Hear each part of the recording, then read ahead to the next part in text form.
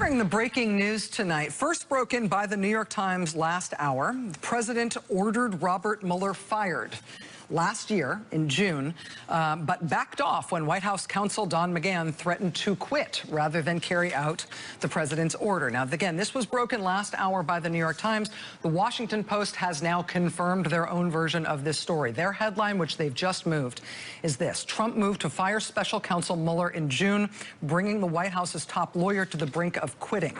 This is not, again, first reported by the Times. It's now being matched by the Post. The Post says President Trump sought the firing of Robert Mueller last June, shortly after the special counsel took over the investigation into Russian interference in the 2016 election. He backed off only after White House counsel Don McGahn threatened to resign over the move. The extraordinary showdown was confirmed by two people familiar with the episode. The Times reporting again was 4 people who were told of the matter. According to the Washington Post, McGahn did not deliver his resignation threat directly to Trump, but was serious about his threat to leave.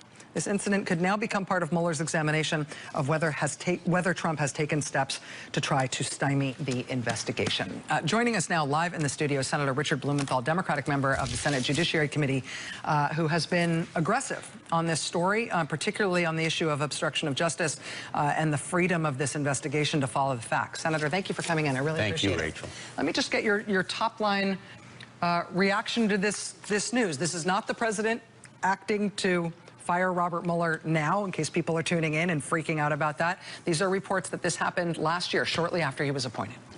These reports are absolutely stunning, deeply frightening, because they show, again, that the president will stop at nothing to protect himself from this obstruction of justice investigation. And they are evidence.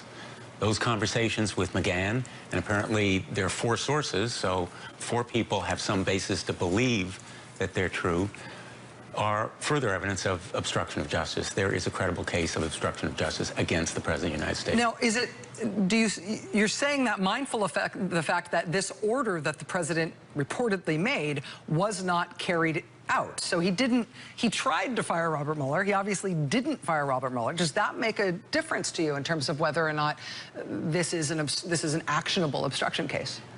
If that were the only fact, the only piece in the mosaic of the proof, it might have less weight. But remember, he fired Jim Comey just 1 month before. Yeah. So firing was very much on his mind as a means to rid himself of the so-called wretched thing. He bragged to Foreign Minister Lavrov and Ambassador Kislyak that he was so relieved that he had fired Comey and thereby stopped the Russia investigation. Clearly, now the tactics have shifted. It's his surrogates who are attacking the special counsel, the surrogates in Congress, the defenders who are launching an all-out assault on the FBI and law enforcement generally. But we have now a constitutional crisis looming, and that's the reason why we need to protect the special counsel with legislation that I've offered, along with a number of Republican colleagues and Democrats, to make sure that the special counsel is protected in this investigation. Now, you describe that as a constitutional crisis. Clearly, that would be a conflict with the president exerting his ability to direct his deputy attorney general or his attorney general to change the rules of the Justice Department to abolish the concept of a special counsel. I mean,